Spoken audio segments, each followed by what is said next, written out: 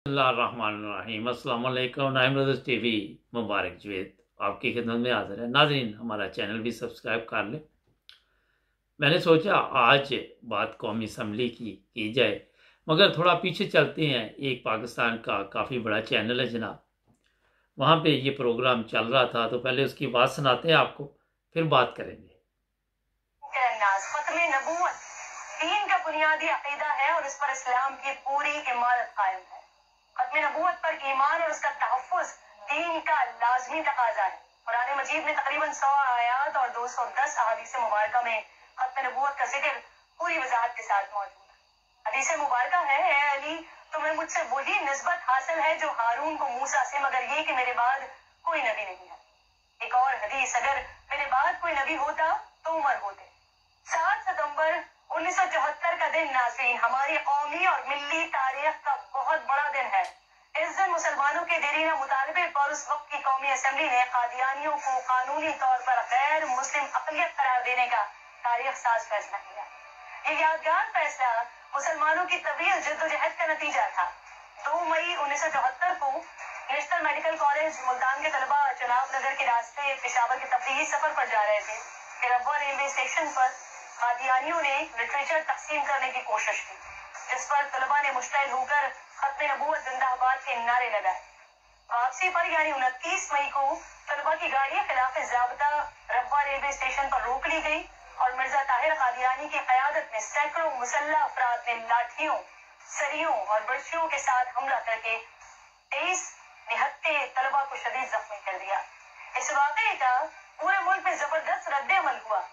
ये मुतालबा जोर पकड़ गया कि कादियानियों को गैर मुस्लिम अक़लियत करार दिया जाए। 30 जून को कौमी असम्बली में मौलाना शाह अहमद नूरानी की जानिब से मुत्तफ़क़ा करारदाद पेश की गई और आखिरकार 7 सितंबर को कादियानियों को गैर मुस्लिम करार दे दिया गया। और क्यों ना होता नाज़रीन, जो मुल्क ही ला इलाहा पर बना, जिसकी पहचान ही इस्लाम है और इस्लाम की बुनियाद ही हुजूर अकरम की ज़ात है, जिस पर कोई कॉम्प्रोमाइज हो ही नहीं सकता।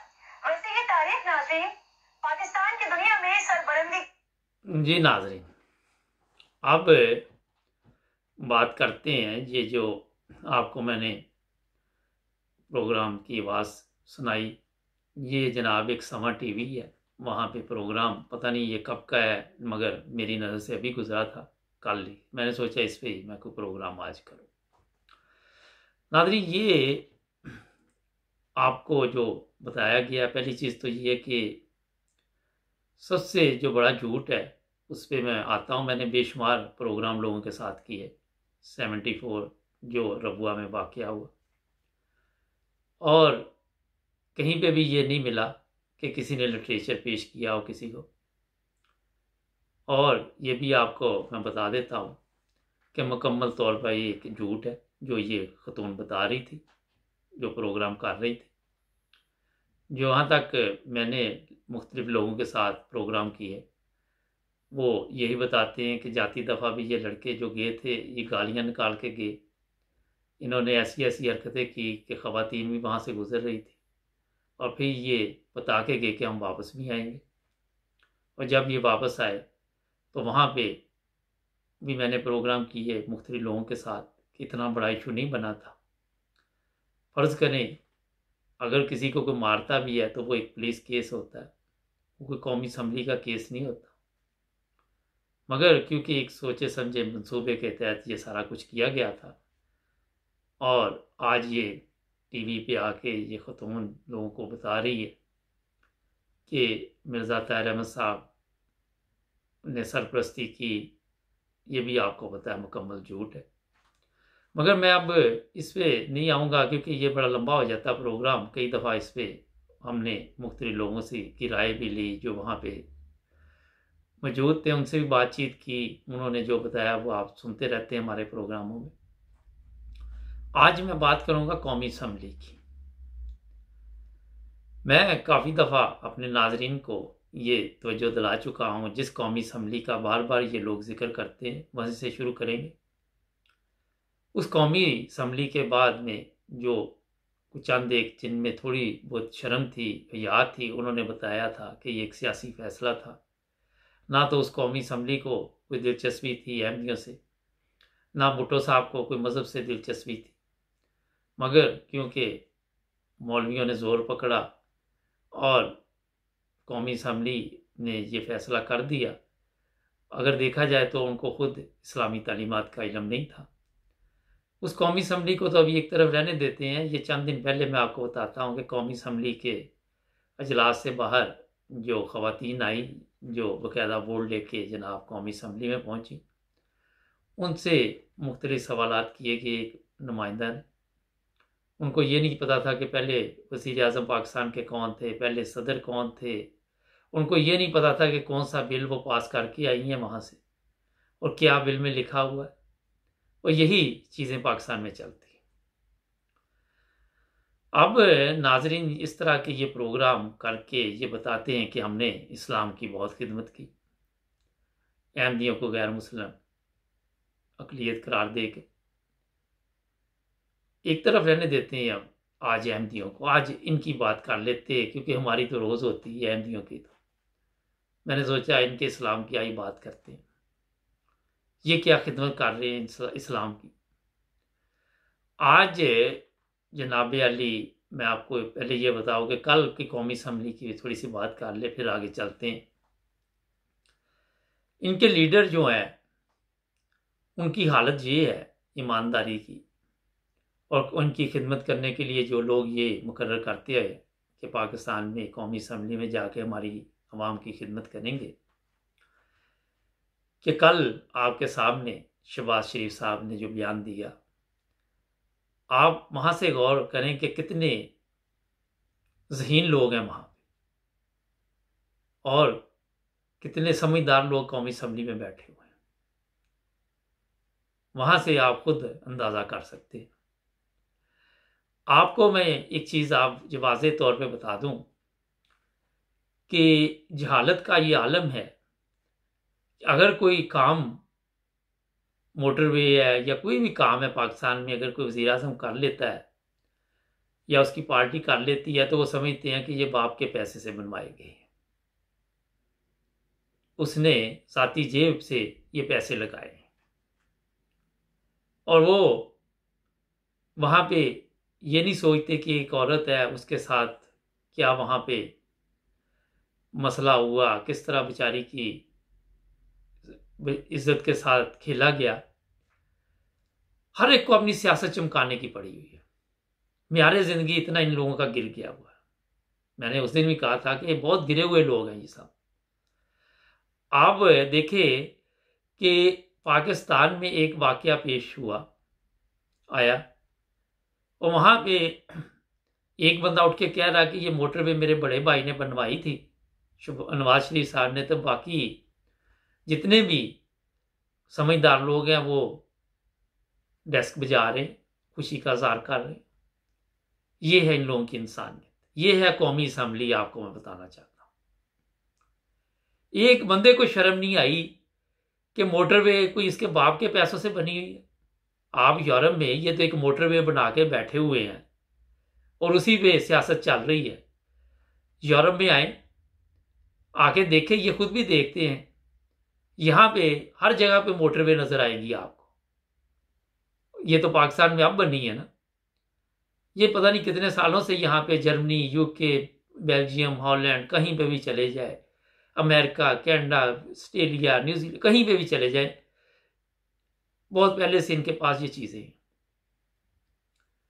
मुझे तकरीबन 34-35 साल हो गए। अच्छा, आज मुझे 34 साल हुए हैं, मुझे याद आ गया। आज मैं जर्मनी में दाखिल हुआ था, मैं एकदम ख्याल आ गया।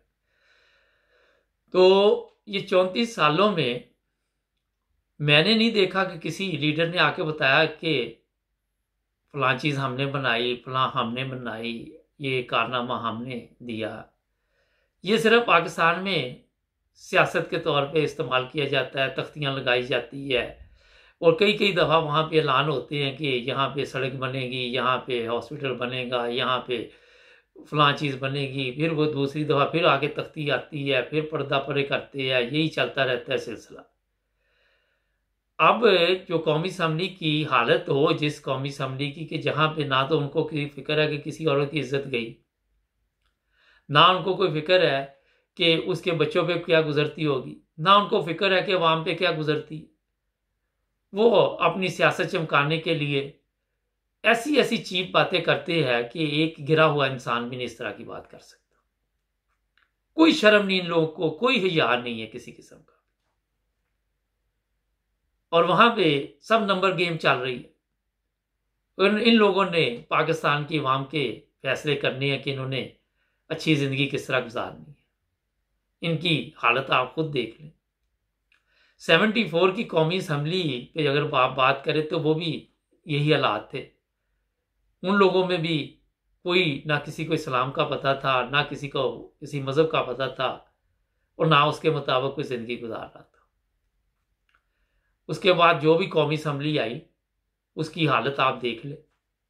किसी एक बंदे ने भी अवाम के लिए कुछ नहीं किया। आपको मैं बता रहा हूं, अगर मोटरवे बनाई है तो उसमें से पैसा कमाया गया है, इन लोगों ने अपने पैसे भी निकाले हैं। इन्होंने कोई एहसान नहीं किया कौम के ऊपर। आपको मैं बिल्कुल ठीक बता रहा हूं। इनकी कमीशन होती है इसमें। पाकिस्तान में अगर प्लेन खरीदे जाते हैं उसमें भी कमीशन होती है, और ये आके बताते हैं यहाँ पे कौमी असम्बली में कि हमने ये कारनामे अंजाम दिए। अब ये जो पूरी कौम है इनको देखना चाहिए कि कौन लीडर इनके जो हैं वो अच्छे हैं, कौन बुरे हैं। मगर क्योंकि कौम खुद इस तरह के हालात में आहिस्ता आहिस्ता आदी होगी, उनको अच्छे बुरे की तमीज़ ही नहीं रही। जहां तक आप देखें कि पाकिस्तान के कवानीन है, आज तक ये उनको ठीक नहीं कर सके। यूरोप में अगर इस औरत के ऊपर इस तरह का मसला होता या इस तरह का कोई भी केस होता तो ये रियासत की जिम्मेदारी थी कि केस लड़ते। वहां पे औरत के तावन की जरूरत नहीं होती। जब एक बंदा मान रहा है कि मैंने ये किया है काम, तो उसके बाद यूरोप में आपको किसी गवाह की जरूरत नहीं है। मगर क्योंकि रियासत के पास बहुत ही पुराने कवानीन हैं, वहां पे उनको अगर आप ये जिस तरह 2013 से बता रहे हैं कि मुख्तलिफ मुकदमात थे उनके ऊपर, तो उन लोगों को छोड़ दिया जाता था और वहां पे लोगों को मजबूर किया जाता था कि इनके केस वापस ले लें। केस वापस, ये सरकारी वकील के पास पावर होनी चाहिए। कैसे केस वापस ले ले? अगर वो छोड़ भी रहे तो आप तो केस लड़ सकते हैं ना। आज का जदीद सिस्टम है, हर चीज आपके पास है। आज तक वही सिस्टम चल रहा है कि फलां पे दबाव डालो और जाके यहां जर्मनी में, यूके में जाके कौन मैं केस वापस ले लेता हूं। वो कहते केस क्यों वापस ले रहे हो? आपने झूठा केस किया था उसके ऊपर। क्यों किया था केस? उल्टा आपके ऊपर केस हो जाता है। तो तमाशा है ये वाला। वजह यही है कि लोग डरते हैं इज्जत की वजह से कि मीडिया पे मेरी तस्वीर चलेगी, मैं अदालत में जाऊंगी, वहां पे मुख्तलिफ किस्म के सवालात होंगे। हमारी औरतें हैं, उनको शर्म है, हया है, वो नहीं बोल सकती। मगर क्या रियासत अपनी जिम्मेदारी पूरी कर रही है? वहां नहीं कर रही। अब जो लोग इनकी सरपरस्ती करते थे उनको क्यों नहीं सामने लाते? 2013 से किस तरह ये बाहर आते रहे जेलों से। अब कौमी असम्बली में कल का तमाशा लगाया हुआ है। एक बात मुराद सही ने ठीक कही कि मोटरवे मोटरवे मोटरवे, ये तो तल्लक ही नहीं है। काम तो हुआ पाकिस्तान की सरजमीन में, रेलवे स्टेशन पे हो, कहीं पे भी हो। ये तो बात आप लोगों ने एक ऐसे जाहलों वाली बात है कि मोटरवे पे जी ये मसला बना है और बार बार हर बंदा उसी पे बात कर रहा है। फिर बना क्यों है? अगर दूसरी तरफ आप देखें, उस खतून ने फोन किया, अब उस पर सियासत हो रही है, 1000 का उसको पेट्रोल चाहिए था, ये चाहिए था, वो चाहिए था। और उसके बाद जहां फोन किया उसने कहा ये हमारी जिम्मेदारी नहीं जनाब, ये यूरोप में आके देखे जिंदगी। जहां आप मरने लगते हो तो इधर आते हैं इलाज करवाने। क्यों आते हैं आप लोग? यहाँ पे अगर आपने इमरजेंसी कॉल की है तो किसी की क्या जरूरत है कि वो कि मेरा इलाका नहीं है? उसका काम ही नहीं है यहाँ पे कि वो कि मेरा इलाका नहीं है।